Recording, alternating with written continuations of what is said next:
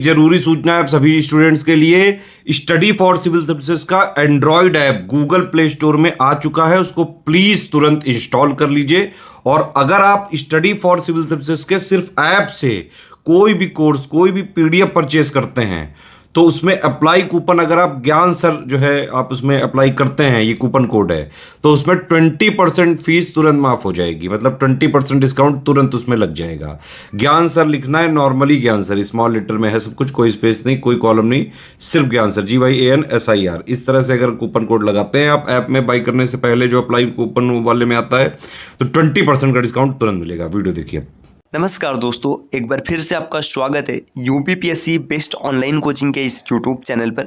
दोस्तों, आज की इस क्लास में हम लोग दिल्ली सल्तनत में सैन्य संगठन के बारे में चर्चा करेंगे कि सैन्य संगठन के प्रमुख विभाग किस प्रकार से होते थे, उनका प्रमुख कौन होता था और इन सबको क्या कहते थे। यह क्लास सभी प्रकार के स्टेट पीसीएस एग्जाम और वनडे एग्जाम के लिए अत्यंत महत्वपूर्ण है। आप किसी भी गवर्नमेंट एग्जाम की प्रिपरेशन कर रहे हैं, यहाँ से क्वेश्चन देखने के लिए 100% मिलेगा। तो चलिए दोस्तों, शुरू करते हैं आज के इस इंटरेस्टिंग सेशन को। इससे पहले आप वीडियो को लाइक ज़रूर कर दीजिएगा और चैनल पर पहली बार विजिट किए तो सब्सक्राइब करना ना भूलेगा। दोस्तों, अगर आप टीम के पेड कोर्सेज से जुड़ना चाहते हैं पीसीएस के कंप्लीट प्रिपरेशन के लिए, तो इन दिए गए नंबर पे कॉल या व्हाट्सएप करके आप टीम के पेड कोर्स से जुड़ने की प्रक्रिया समझ सकते हैं। ये ज्ञान सर का व्हाट्सएप नंबर है, आप यहाँ से व्हाट्सएप के माध्यम से भी जानकारी प्राप्त कर सकते हैं। चलिए अब बढ़ते हैं आगे अपने क्लास की ओर। यहाँ पर दिया सवार एक कल्ब, यह केंद्रीय सेना थी जो सुल्तान के प्रत्यक्ष नियंत्रण में रहती थी। मतलब सवार एक कल्ब ये केंद्रीय सेना हुआ करती थी। इस पर नियंत्रण किसका होता था? सुल्तान का, और प्रत्यक्ष मतलब डायरेक्ट नियंत्रण रहता था। इसे हस्म ए कल्ब या कल्ब ए सुल्तानी भी कहा जाता था। इसी में से निर्मित एक नए वर्ग का नाम बंदगान ए खास या खादम ए खास था। देखिए, सवार ए कल्ब से क्या क्या क्वेश्चन बन सकते हैं? कौन सी सेना है? केंद्रीय सेना। किसका प्रत्यक्ष नियंत्रण रहता था? सुल्तान का। इसे हस्म ए कल्ब या कल्ब ए सुल्तानी भी नाम दिया जाता है। और इसी से एक नया वर्ग बनाया गया बंदगान ए खास या खादम ए खास, ये भी सेना का विभाग था। हस्म अतराफ मतलब ये प्रांतीय सेना थी। प्रांतीय मतलब ये प्रांत में रहा करती थी और एक केंद्र की सेना हुआ करती थी। वजहिस या मुरत्तब ये स्थायी सैनिक होते थे। मतलब सैन्य विभाग में जो स्थायी सैनिक होते थे इन्हें वजहिस कहा जाता था। और गैर वजहिस का मतलब ये होता था ये अस्थायी सैनिक होते थे। देखिए, वजहिस मतलब ये फिक्स है, इनकी ड्यूटी हमेशा हमेशा के लिए रहेगी और ये फिक्स नहीं है। जैसे आज के समय में समझिएगा ना, मतलब जो परमानेंट होते हैं और जो संविदा कर्मी होते हैं, ये चीज़ है ना। खास खेल ये सुल्तान के सैनिक होते थे। मतलब जो सुल्तान के सैनिक रहते थे इन्हें खास खेल कहा जाता था। अब आगे यहाँ पे कुछ और पदवी दी गई है। जैसे देखिए, सुल्तान को खान कहते थे। अब 10 मलिक जब मिलते थे तो एक खान के बराबर होते थे। 10 अमीर मिलकर के एक मलिक के बराबर होते थे। 10 सिपह सलार एक अमीर हुआ करता था और 10 सरखेल एक सिपह सलार होता था और 10 सिपाही एक सरखेल हुआ करता था। मतलब ऐसे समझिएगा, जब 10 सिपाही मिले तो उनको एक सरखेल के बराबर की संज्ञा दी गई। 10 सरखेल मिला तो एक सिपह सलार हुआ और 10 सिपह सलार से एक अमीर बना। 10 अमीर से एक मलिक बना, 10 मलिक से एक खान, और खान क्या होता था? सुल्तान हुआ करता था।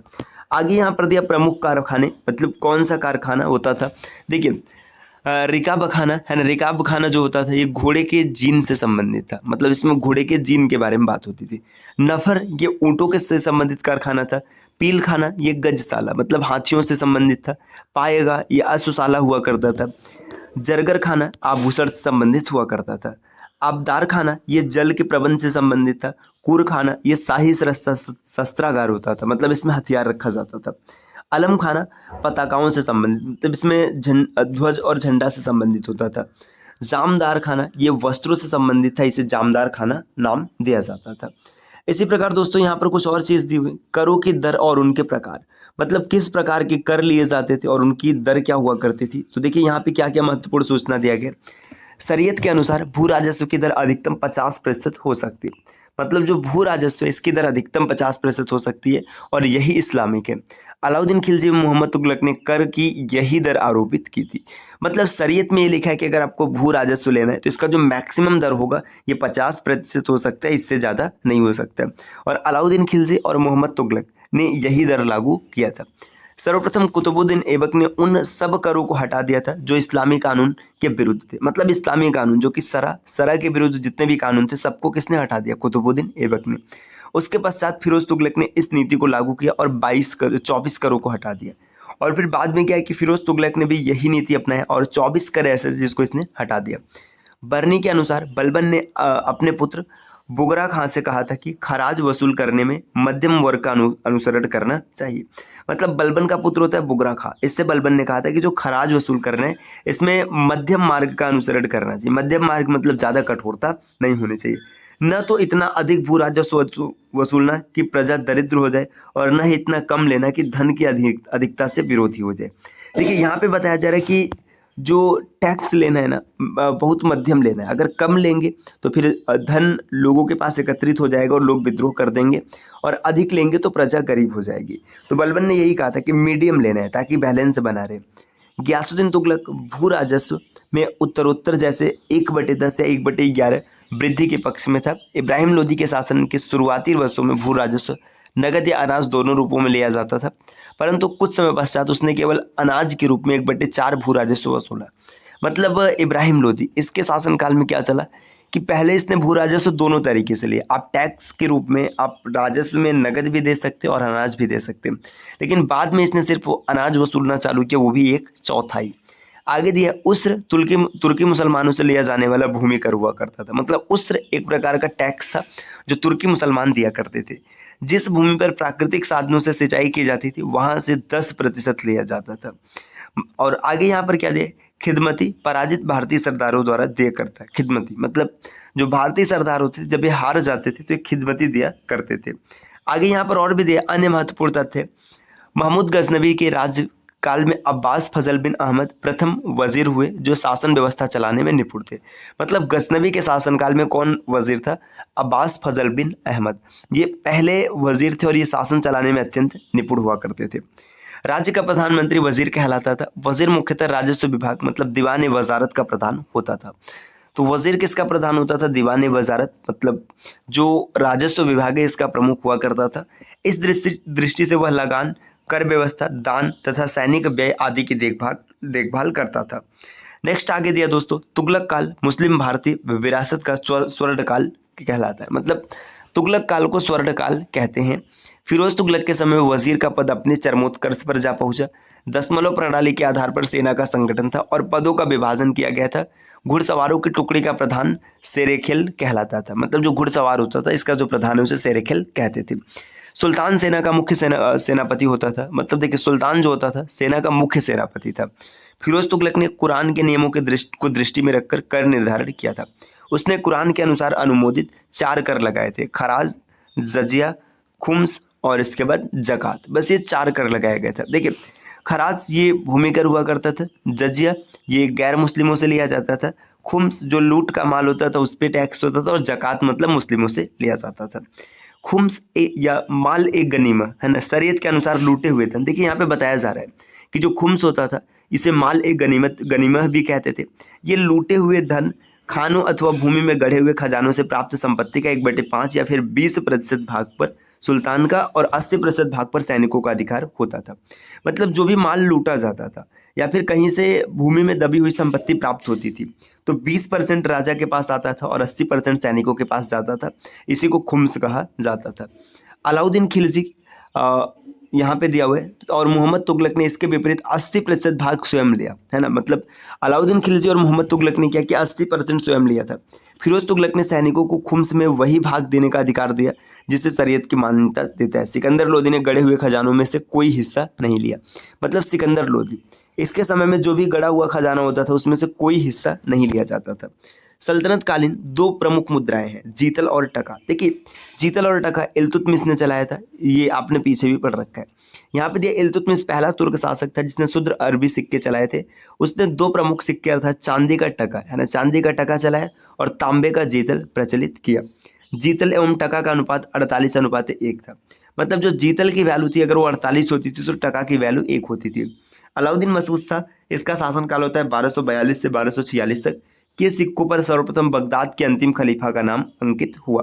मतलब मसूद शाह के सिक्कों पर बगदाद के खलीफों का नाम अंकित किया गया था। आगे यहाँ पर दिया बगदाद का अंतिम खलीफा अल मुस्तसिम था। मतलब जो अंतिम खलीफा थे अल मुस्तसिम था। यह 1242 से 58 तक खलीफा रहा। सुल्तान के सिक्कों पर खलीफा अल मुस्तकीम का नाम उल्लिखित था, जो 1226 से 1242 तक खलीफा रहा था। आगे यहाँ पर दिया हदीस एक इस्लामिक कानून है, जबकि जवातिब राज्य कानून से संबंधित है। तो हदीस क्या है? इस्लामिक कानून है। इसी प्रकार दोस्तों और आगे बढ़ेंगे। इतिहासकार बर्नी ने दिल्ली के सुल्तानों के अधीन भारत के शासन को वास्तव में इस्लामी नहीं माना, क्योंकि सल्तनत काल में अधिकतर आबादी इस्लाम का अनुसरण नहीं करती थी। बर्नी के अनुसार क्या मानना है कि जो दिल्ली के सुल्तान है, ये जो भारत पे शासन करते हैं इस्लामी नहीं है, क्योंकि भाई अधिकतर जो जनता थी ना, ये इस्लाम का अनुसरण नहीं करती थी। दीवान आरिज या आरिज मुमालिक सल्तनत काल में सैन्य विभाग का प्रमुख अधिकारी होता था, और आरिज मुमालिक का विभाग ही दीवान अर्ज कहलाता था। देखिए, दीवान अर्ज ये सैनिक से संबंधित विभाग, इसे सैन्य विभाग कहते हैं, बस याद रखना इतना। इस विभाग की स्थापना बलबन ने की थी। तो दीवान अर्ज की स्थापना किसने किया? बलबन ने किया है। भारत में एकता व्यवस्था की शुरुआत इल्तुतमिश ने की थी। यह हस्तांतरणीय लगान अधिन्यास था। यह भूमि का एक विशेष खंड होता था जो सैनिक या सैनिक अधिकारियों को प्रदान किया जाता था, किंतु ये इस भूभाग के मालिक नहीं होते थे, वे केवल लगान का ही उपभोग कर सकते थे। देखिए, एकता प्रणाली में क्या होता था, स्पेशल एक भूमि का टुकड़ा होता था, वो सैनिकों या सैनिक अधिकारियों को दिया जाता था, उसकी देखरेख करते तो टैक्स राजा को देती थी। सल्तनत कालीन प्रशासनिक शब्दावली में जवाबित का संबंध राज्य से के कानून से होता था।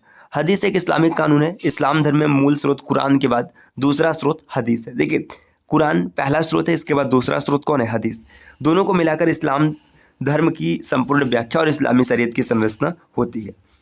यहाँ पर दिया सल्तनत काल में फवाजिल या फाजिल शब्द से आशय इक्तेदारों द्वारा सरकारी खजानों में जमा की जाने वाली अतिरिक्त राशि से होती है। मतलब इक्तेदार जो राशि जमा करते हैं उसे फवाजिल नाम दिया जाता है। अमीरों का स्वर्णकाल लोधी काल कहा गया, जबकि बलबन का काल उनका निम्न काल था। देखिए, अमीरों के लिए अगर देखेंगे तो उनका सबसे अच्छा काल किसका काल था? ये लोधी का काल था। लोधी वंश में अमीर अपने चरम पर थे, जबकि बलबन में ये एकदम तुच्छ दर्जे पर आ गए थे, तो इनका निम्न काल संज्ञा दिया गया। आगे दिया है तुगलक काल, विरासत का स्वर्ण काल कहलाता है। मतलब अब यहाँ पे देखिए, अफगान लोधी शासन विरासत का निम्न काल कहलाता है। मतलब तुगलक काल ये विरासत का स्वर्ण काल कहलाता है, और अफगान जो लोधी हैं ये शासन मतलब विरासत का निम्न काल कहलाता है। साहूकारों का स्वर्णकार मोहम्मद बिन तुगलक का काल कहा जाता है। मोहम्मद बिन तुगलक के काल में साहूकार एकदम उच्च पर थे। जमींदार मतलब खुद मुकद्दम चौधरी का निम्न काल अलाउद्दीन खिलजी का काल हुआ करता था। मतलब जो जमींदार होते थे इनका निम्न काल अलाउद्दीन खिलजी के काल में देखने के लिए मिला है। गायबे गिबत है ना, सुल्तान की अनुपस्थिति में राजधानी प्रतिनिधित्व है ना, मतलब नायबे गिबत इसका मतलब क्या था? जब सुल्तान अनुपस्थित रहेगा तो ये पूरी तरीके से इसमें मतलब इसे राजधानी कैसे चलेगी इसको कहा जाता है। बलबन का मकबरा पूर्ण इस्लामिक शैली में निर्मित पहला मकबरा है। तो देखिए, जो बलबन का मकबरा है ना, ये इस्लामिक शैली में निर्मित पहला मकबरा है। आगे बताया जा रहा है अलाई दरवाज़ा का गुंबज पूर्ण वैज्ञानिक विधि से निर्मित पहला गुंबज है। जो अलाई दरवाज़ा है इसका जो गुंबज बनाया गया इसमें वैज्ञानिक विधि का प्रयोग किया गया है। फिर आगे यहाँ पर दिया गया दोस्तों कि जमैयत खाना मस्जिद शुद्ध इस्लामिक विधि पर निर्मित पहली मस्जिद है। देखिए, जमैयत खाना ये जो इस्लामिक विधि इस पर निर्मित पहला मस्जिद है। गयासुद्दीन तुगलक के मकबरे को शेर शाह सूरी के मकबरे का पूर्वगामी कहा जाता है। तो तुगलक का जो मकबरा है ये शेर शाह सूरी के मकबरे का पूर्वगामी है। ये भी क्वेश्चन पेपर में कई बार बना है। परसी ब्राउन ने सैयद एवं लोधी काल को मकबरों का युग कहा है। मतलब परसी ब्राउन के अनुसार जो सैयद वंश और लोधी वंश रहता है इनका जो समय होता है इसमें मकबरों का युग कहा जाता है। मतलब यहाँ पर काफ़ी ज़्यादा मकबरों का निर्माण कराया जाता है। तो दोस्तों, ये आज की क्लास रही, आपको कैसी लगी है? अगली वीडियो में हम लोग सल्तनत कालीन स्थापत्य के बारे में चर्चा करेंगे। देखिए, अगर आप टीम के पेड कोर्सेज से जुड़ना चाहते हैं बीसीएस के कंप्लीट प्रिपरेशन के लिए, तो इन दिए गए नंबर पे कॉल या व्हाट्सएप कर आप जानकारी प्राप्त कर सकते हैं। इसके अतिरिक्त ज्ञान सर का व्हाट्सएप नंबर है, आप यहाँ से व्हाट्सएप के माध्यम से भी जानकारी प्राप्त कर सकते हैं।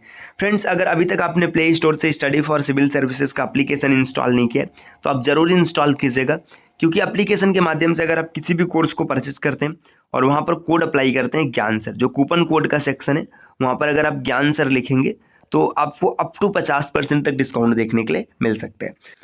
तो चलिए दोस्तों, मिलते हैं अब आपसे नेक्स्ट वीडियो में कुछ नए इन्फॉर्मेशन के साथ। तब तक के लिए नमस्कार।